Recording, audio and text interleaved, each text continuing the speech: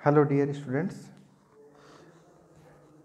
अपनी यूनिट चल रही थी न्यूमेरिकल एनालिसिस, जिसका चैप्टर पढ़ रहा था अपने फाइनाइट डिफरेंस एंड इंटरपोलेशन। इसके अंदर अपने डिस्कस किए थे फॉरवर्ड डिफरेंस टेबल क्या होती है, ऑपरेटर्स क्या होते हैं, बैकवर्ड डिफरेंस टेबल क्या होती है। फिर हमने जो इंटरपोलेशन पढ़ा था, इंटरपोलेशन के अंदर हमने पढ़े थे जैसे Newton Gregory forward and backward interpolation पढ़ा था, स्टर्लिंग इंटरपोलेशन पढ़ा था। उसके बाद में गाउस इंटरपोलेशन फार्मूला पढ़ा। तो ये जो जितने भी पढ़े हमने, Newton's Gregory forward and backward, Stirling, Gauss backward and forward, ये सारे किसके लिए थे? फॉर इक्वल इंटरवल स्पेस के लिए थे। ठीक है। उसके बाद में हमने जो प्रीवियस जो लेक्चर लिया था वो लिया था फॉर अनइक्वल इंटरवल्स के लिए। हमने जो इंटरपोलेशन पढ़ा था वो क्या था? लैग्रेंज इंटरपोलेशन फार्मूला पढ़ा था। आज अपन जो डिस्कस करने जा रहे हैं स्टूडेंट्स, वो है numerical differentiation. Student, numerical differentiation जो पार्ट है वो आपका आएगा इन्हीं इक्वल स्पेस वाले जो फॉरवर्ड बैकवर्ड जो थे, उन्हीं से अपन आगे पढ़ने जा रहे हैं। तो स्टडी करते हैं इसके बारे में कि हम किस तरीके से ये डिफरेंशिएशन होता है। तो हम स्टार्टिंग में कुछ आपको बेसिक बता रहा हूँ मैं कि suppose y0, y1, y2 up to yn are the values of an unknown function y is equal f of x corresponding to x0, x1, x2 up to xn. The process of calculating derivatives f dash x, f double dash x, f nx. तो students यहाँ पर f dash x, f double dash x ये आपको क्या बता रहे हैं? जैसे फर्स्ट डेरिवेटिव है, ये सेकंड डेरिवेटिव है, इस तरीके से अप टू कहाँ तक?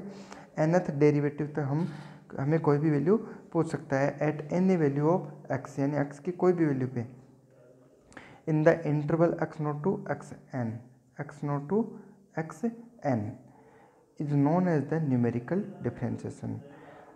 There arise three cases. यहाँ पर three type of case arise होते हैं स्टूडेंट्स। फर्स्ट वन है कि when the value of x at which differentiation of function carried out lies in the beginning of the data. तो students देखो, आपको मैं वन बाय वन यहीं पर ही समझा देता हूँ। जैसे आपको अगर पता हो तो जब हमने फॉरवर्ड डिफरेंस टेबल पढ़ी थी या बैकवर्ड जो भी बनाई थी हमने, तो उसमें अपने क्वेश्चन कुछ इस तरीके से डिफाइन होता था।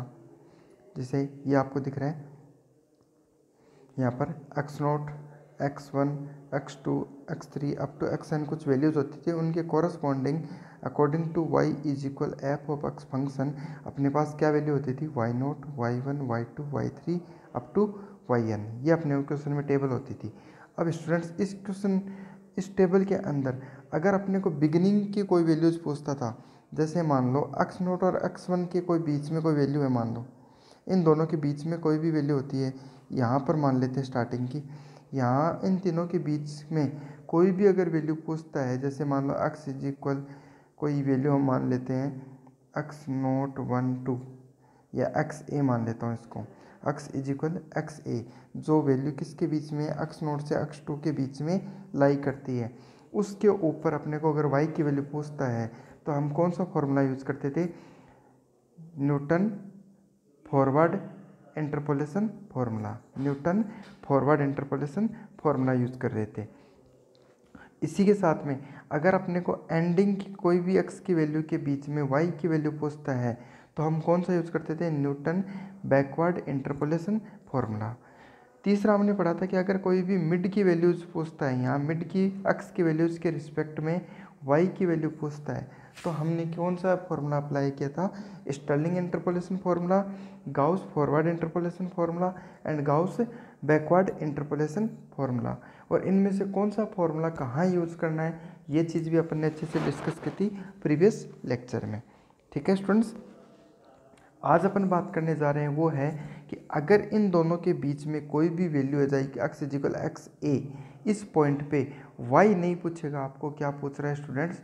y डैश पूछ रहा है। दैट मीन्स आपको क्या पूछ रहा है एक्चुअल में? वो dy बाई dx पूछ रहा है, और इसी को हम क्या बोलते हैं स्टूडेंट्स? न्यूमेरिकल डिफरेंशिएशन बोलते हैं। ठीक है। अब अपन तीनों के बारे में बात करते हैं। देखो, फर्स्ट केस क्या हो गया कि when the value of x arise at which differentiation of function carried out lies in the beginning। जैसे बिगिनिंग आ गया तो कौन सा यूज करेंगे? Newton forward interpolation formula. when x lies in the middle of the data, अगर x की value middle में lie कर रही है तो कौन सा फॉर्मूला यूज़ करेंगे स्टूडेंट्स, स्टर्लिंग इंटरपोलेशन फॉर्मूला।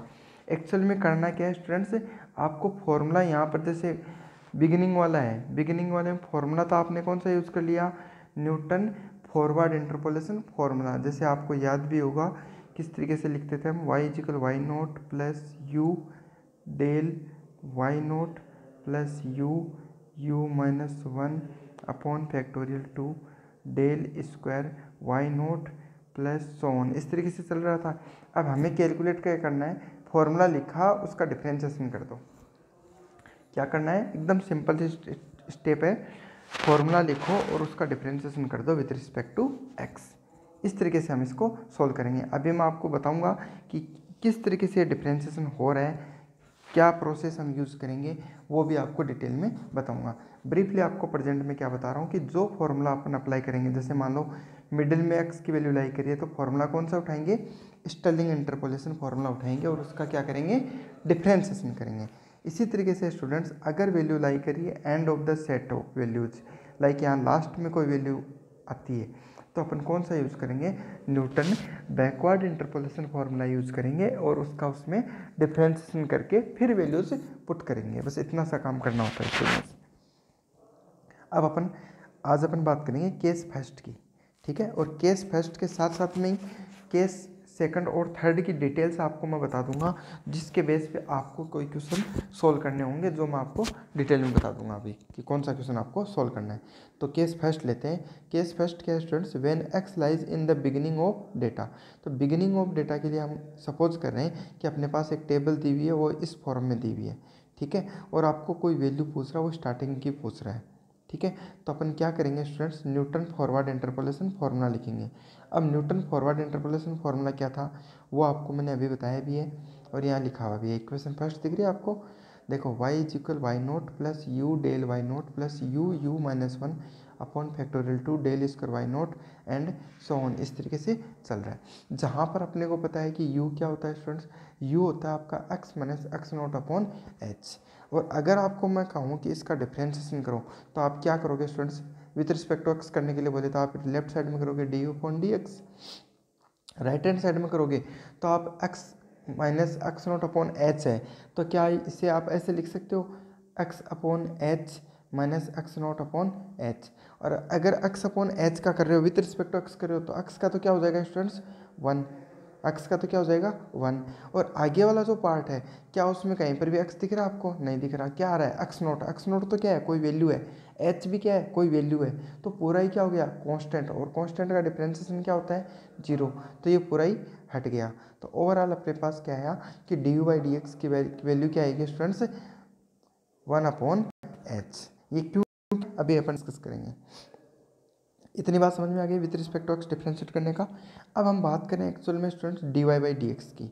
तो जैसे मैं अगर इसका d Y by D x निकालने की कोशिश करता हूँ, d Y by D x, तो क्या आपको इस पूरे में कहीं पर भी एक्स नज़र आ रहा है, नहीं आ रहा, आ रहा है कहीं पे कोई एक्स की वैल्यू दिख रही है, नहीं दिख रही। इसका मतलब ये पूरा जो पार्ट है वो किस में दिख रहा है आपको, यू में दिख रहा है। देखो इस तरीके से है ये, y जो है वो किस में दिख रहा है आपको, u में दिख रहा है, और u किसका फंक्शन है, x का फंक्शन है। इस तरीके से आपके पास बना हुआ है। बात समझ में आ रही है स्टूडेंट्स। मैंने आपको चेन रूल बताई भी थी आपको, देखो थोड़ा सा और डिटेल से बताता हूँ इसको। आपको एक्चुअल में नज़र क्या आ रहा है कि यहाँ पर जो ऊपर दिख रहा है आपको वो किस में दिख रहा है, y पूरा u में दिख रहा है। इसका मतलब मैं ये कह सकता हूँ कि y किसका फंक्शन हो रहा है, u का फंक्शन हो रहा है। और यहाँ से आपको पता चल रहा है कि u किसका फंक्शन है, x का फंक्शन है।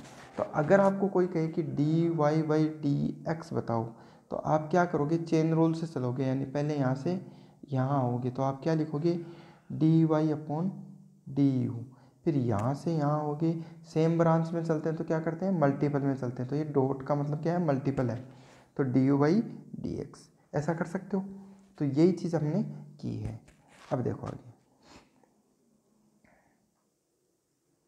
तो हमें डिफ्रेंशिएशन करना था ये वाला पार्ट, तो Y dash is equal D Y by D X लिखा। D Y by D X को क्या लिख सकता हूँ मैं, D Y upon D U dot D U upon D X. अब D U upon D x की वैल्यू क्या है, 1/h, आपने पहले ही कैलकुलेट कर ली।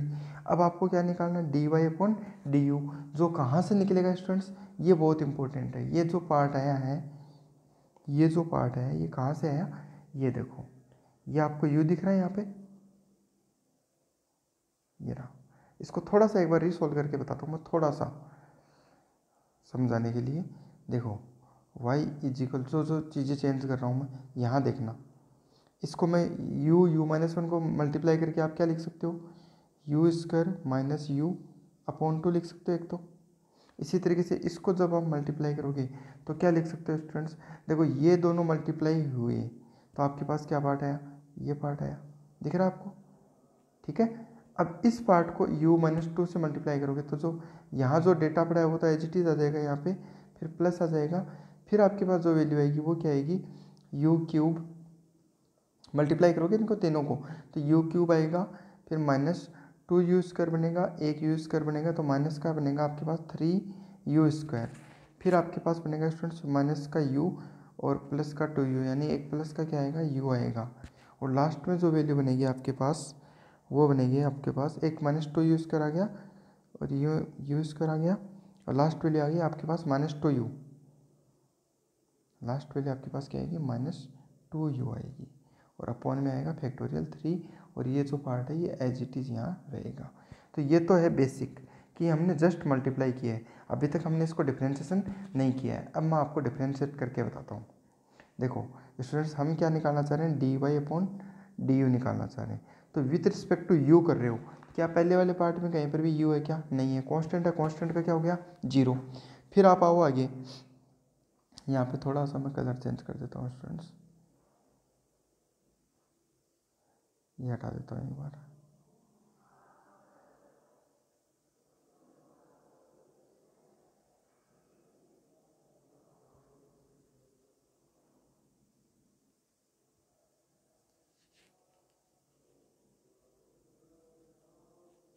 यस, अब देखो आप,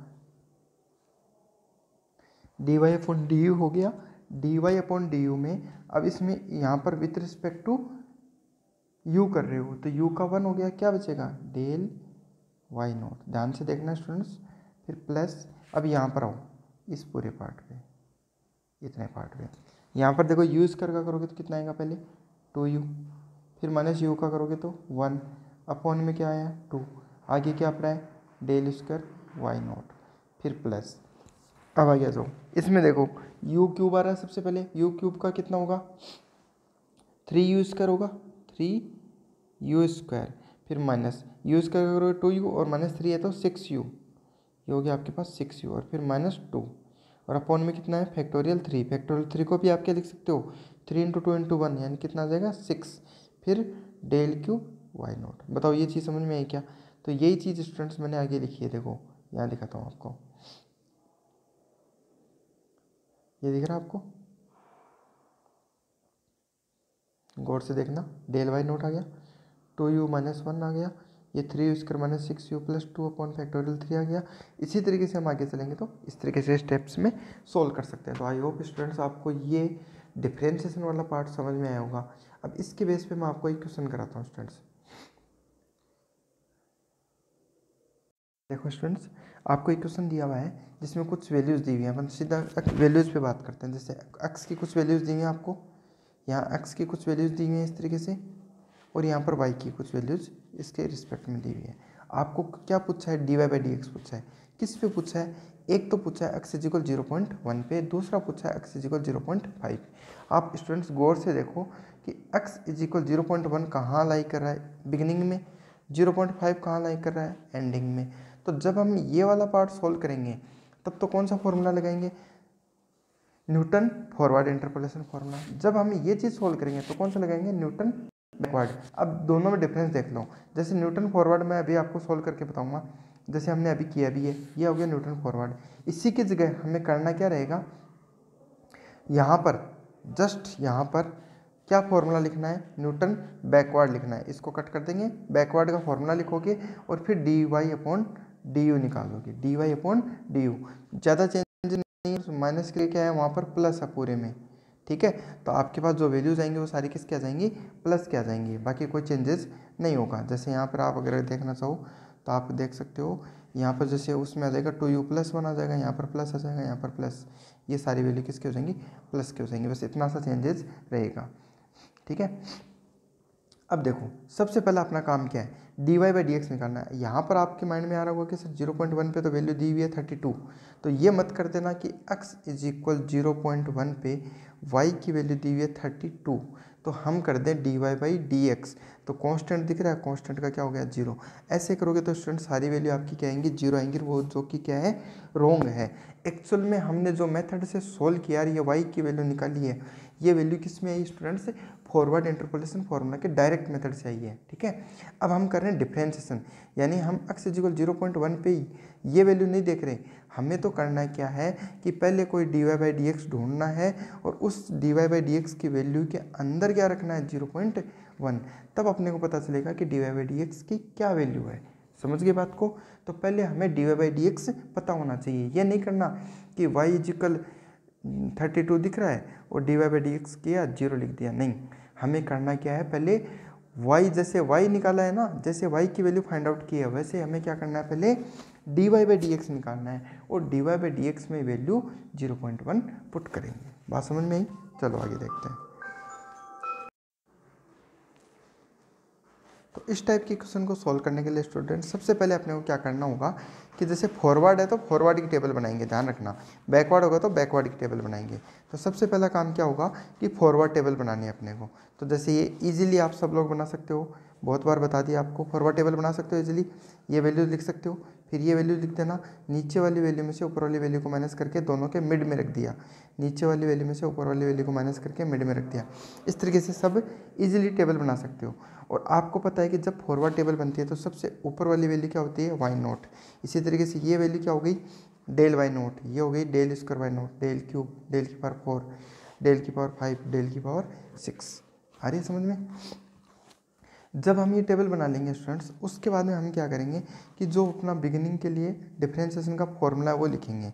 तो फॉर्मूला क्या था स्टूडेंट्स, फॉर्मूला है आपका d Y by D x equal d y upon d u, d u upon d x, और इसका फॉर्मूला ये था। अब ये फॉर्मूला एक्चुअल में तो कहाँ तक लिखना चाहिए था, देखो डेल क्यूब दिख रहा है, आपको लिखना कहाँ तक चाहिए, डेल की पावर 6 तक लिखना चाहिए, डेल की पावर 6 तक। लेकिन पहले आप डेल की पावर 6 तक फॉर्मूला लिखोगे, फिर उनको मल्टीप्लाई करके फिर डिफ्रेंशिएशन करोगे तो बहुत लेंथी हो जाएगा स्टूडेंट्स। आपको क्या नज़र आ रहा है कि यहाँ डेल वाई दिखा, आगे वाली दो देखो 2 या 3 वैल्यू देख लिया और आप तीनों वैल्यू क्या आ रही हैं, 0 आ रही हैं, फिर डेल की पावर 5 आ रहा है, ठीक है। तो आपको आगे बड़ा फॉर्मूला लिखने की ज़रूरत नहीं होती है इसमें। देखो बहुत इजी पार्ट है ये, समझ सकते हो आप इजीली। देखो जैसे मैंने यहाँ एक बार ये फॉर्मूला पहले जितना था उतना ही लिखा है, डेल क्यूब तक लिखा है मैंने, ठीक है। अब हम क्या करेंगे, देखो to reduce the calculation work we take the origin at 0.1 here h is equal 0.1। हम क्या करें स्टूडेंट्स, देखो h जो है अपना वो कितना है 0.1 ले रहे हैं। यहाँ देखो अपने पास h की वैल्यू कितनी आ रही है, 0.1 आ रही है। लेकिन हम क्या कर रहे हैं कि जो अपना ओरिजिन है वो 0 को नहीं मान के, जो ओरिजिन है वो 0 नहीं मान के कितना मान के 0.1 मान रहे हैं। क्यों मान रहे हैं स्टूडेंट्स, कैलकुलेशन को इजी बनाने के लिए। किस तरीके से इजी बनेगी, देखो आप देखो u इजिकल कितना हो गया, x minus x naught upon H होता है। तो आपके पास क्या वैल्यू आएगी, u की वैल्यू क्या आ रही है 0। अगर आपके पास स्टूडेंट्स u की वैल्यू 0 आ रही है तो आप खुद नोट कर सकते हो कि यहाँ पर ये कैलकुलेशन कितनी इजी हो जाएगी कि u की वैल्यू जैसे 0 करोगे तो आपके पास क्या वैल्यू आएगी -1/2। यहाँ पर आप जैसे सोल्व करोगे तो ओनली क्या बचेगा 2/6 यानी 1/3 बचेगा। आगे क्या वैल्यू आ रही है, डेल क्यूब वाई नोट आ रही है। इसी तरीके से हम जब चलेंगे तो अपने पास जो वैल्यूज़ हैं स्टूडेंट्स वो इस तरीके से बनेगी 1/2, 1/3, 1/4, 1/5, 1/6, ठीक है। इस तरीके से जितनी भी वैल्यूज़ हैं वो सारी हटती जाएंगी और ये वैल्यूज़ अपने पास फाइनली बचेगी, ठीक है। इससे अपने पास एक न्यू फार्मूला डेवलप हो गया। जो यहाँ वाला जो फार्मूला था उसको हमने रीडेवलप कर लिया by using you, calculating the value of you. अगर हम इसकी वैल्यू यू नहीं लेते स्टूडेंट्स, देखो ये नहीं करते हैं अगर, तो कैलकुलेशन पे क्या फ़र्क पड़ेगा। देखो थोड़ा सा आपको मैं बता देता हूँ कि कैलकुलेशन पर क्या इफेक्ट पड़ने वाला है। अगर आप कहोगे कि नहीं सर यू की वैल्यू, एक्स की वैल्यू हम, या एक्स नोट की वैल्यू जो है ओरिजिन, वो हम ये नहीं लेके हम तो जीरो ही मानेंगे। अगर आप जीरो मानोगे तो ज़्यादा इफेक्ट नहीं पड़ेगा स्टूडेंट्स। यहाँ पर वैल्यू क्या आएगी, 1 आएगी। जैसे ही 1 आएगी तो ये वैल्यू तो पॉजिटिव का 1/2 बन जाएगा। यहाँ पर आपके पास थोड़ी सी कैलकुलेशन बढ़ जाएगी। जैसे 3u² माइनस 6u प्लस 2 है, ठीक है, तो आप करोगे 3 माइनस 6 प्लस 2 अपॉन फैक्टोरियल 3, ठीक है। यहाँ से कैलकुलेट करोगे तो देखो आपको क्या नज़र आ रहा है, 3 माइनस का 1/6 नज़र आ रहा है। यहाँ कितना आ रहा था, प्लस का 1/3। ये भी कोई मेजर नहीं है। लेकिन ज़्यादा प्रॉब्लम कब क्रिएट होगी स्टूडेंट्स, जब आप इसी पार्ट को लेंथ तक लेके जाओगे। जैसे यहाँ डेल क्यूब आया है, आप जब जाओगे डेल की पावर 4 के पास, डेल की पावर 5, डेल की पावर 6, तब आपके पास ये वाला जो पार्ट है वो सोल्व करने में काफ़ी टाइम लग जाएगा, यानी आपका टाइम वेस्ट होगा एक तरीके से। इसलिए हमने स्मार्ट वर्क क्या करने की कोशिश की है कि जो अक्स है, उस अक्स नोट इनिशियल वैल्यू है उसको कहाँ पर रिप्लेस करने की कोशिश की है, अक्स नोट पर रिप्लेस करने की कोशिश की है, ठीक है स्टूडेंट्स। अगर हम ऐसा करते हैं स्टूडेंट्स तो देखो अपने पास क्या आएगा, हम कौन सी वैल्यू यूज़ करेंगे बाद में ये भी देख लो आप।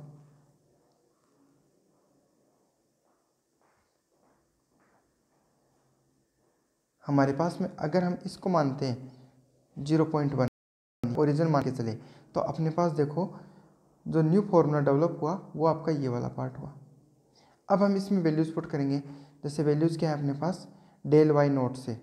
तो सबसे पहले देखो थोड़ा सा क्वेश्चन में देखना कि हमने अगर इसको माना है ओरिजिन, तो यहाँ से डेल वाई नोट स्टूडेंट्स ये होगा अब अपना, ये डेल वाई नोट होगा, ये डेल स्क्वायर वाई नोट होगा, डेल क्यूब, डेल की पावर 4 और डेल की पावर 5, ठीक है। यहाँ तक चलेंगे हम, इस तरीके से चलना पड़ेगा अपने को। अगर हम इसको ओरिजिन मान रहे हैं तो ये वाई नोट हो गया और उसके रिस्पेक्ट में हम इसको ऐसे सॉल्व करेंगे, ठीक है। थोड़ा सा आप देखना, मैंने चेंजेस कर दूंगा मैं अभी। हमने क्या किया देखो, सबसे पहले एच की वैल्यू लिख दी, 1/h किया, 1/0.1 कर दिया। डेल वाई नोट की वैल्यू कितनी है, 2 आ गई। डेल स्क्वायर वाई नोट कितना है, 0 आ रहा है। डेल क्यूब भी 0 आ रहा है, डेल की पावर 4 भी 0 आ रहा है, और डेल की पावर 5 कितना आ रहा है स्टूडेंट्स। देखो यहाँ से थोड़ा सा चेंजेस कर लेना आप स्टूडेंट्स। आपको क्या करना है, डेल की पावर 4 तो 2 लेना है, और डेल की पावर 5 को कितना लेना है, -6 लेना है, यानी ये वैल्यू आपके पास हट जाएगी। अब देखो यहाँ से आप थोड़ा सा चेंज कर लेना, इस क्वेश्चन को मॉडिफाई कर लेना क्योंकि गलत प्रिंट हुआ है। देखो आपको डेल की पावर 4 जो है ना, यहाँ पर तो वैल्यू कितनी ले लेनी, 2, ये वैल्यू तो कितनी हो जाएगी, 2, ये 2 ले लेना, और यहाँ पर कितनी आ जाएगी, -6 आ जाएगी, ठीक है। तो ओवरऑल जो आपके पास वैल्यू आएगी स्टूडेंट्स, वो ये वैल्यू नहीं लिखना है आपको। कितना लिखोगे आप, 2 माइनस यहाँ से कितना आएगा, 1/2 बचेगा, और प्लस का 6/5 ये बचेगा, 6/5। तो आप इस पार्ट को स्टूडेंट सॉल्व करना, इससे जो आंसर आएगा वो आपका रियल आंसर होगा, ठीक है, ये ध्यान में रखना। फिर इसी तरीके से आपको देखो नेक्स्ट टास्क आपको दे रहा हूँ मैं स्टूडेंट्स, आपको क्या करना है, dy/dx कैलकुलेट करना है। और ये dy/dx कब कैलकुलेट करना है, एट x = 0.5 पे कैलकुलेट करना है। तो यहाँ पे कैलकुलेट करना है। तो इसमें भी आप क्या करना है स्टूडेंट्स, कैलकुलेशन को ईजी बनाने के लिए देखो फॉर्मूला क्या होता है, u = होता है x minus x naught upon h था।